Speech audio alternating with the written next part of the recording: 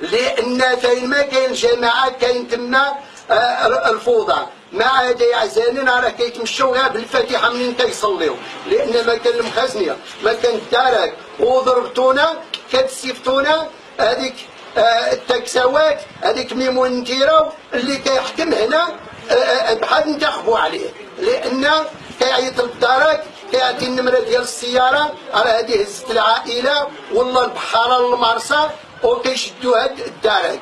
حنايا اتفقنا مع كورونين ما يهضر حتى عن شي واحد ديال الناس اللي كيجيبوا من الجبل. ومنين دابا نتوما كتعاونوا 10 تكسوات اللي عندهم النقابه، حنايا عندنا السكينه الا هما عندهم 10 الناس نهار الاربعاء غادي تفرج شحال ديال الناس اللي غادي يجيو هنا يديروا الوقفه احتجاجيه، راه غادي يجيو كلشي بالنسب كلشي. الا نتوما الا نتوما ميمون تيراو كيهبلكم بالنقابه ديالو.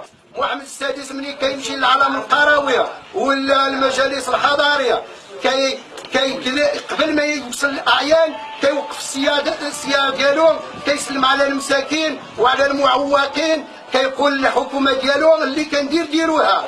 ولكن حنايا يحيى محمد السادس اللي عطانا باش حنايا ندافع على الجماعه ديالنا باش غادي يوصل له حتى هو الخبار اللي كديرونا. وعندنا الاسرار اللي غادي نقولوا ماشي اليوم حتى نهار الاربعاء، وغادي نفضح بعض الناس اللي ضد هذه الجماعه.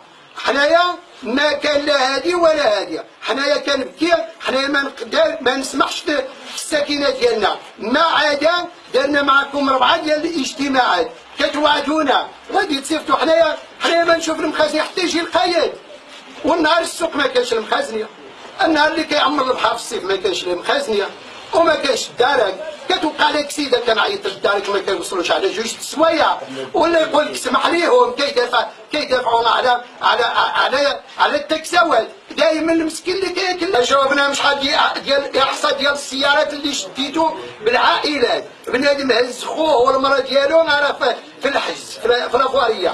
شوف شحال ديال التكسوات ديال الطوموبيل اللي داو البحاره لمارسا وهو عنده الوراق ليفري ماريتيم حتى هو بحري، وكيهود في الليل كيخاف الشفاره وكيدي معاه الناس اللي خدامين معاه في المركب وكيدخل المحجز. فين هذا الشيء؟ فين هذا الشيء؟ فين باش تراضيو التكسوات؟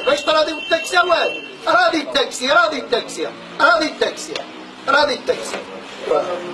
مشينا عند كورونين، مشينا عند العامل في الاجتماع ديال الصيف.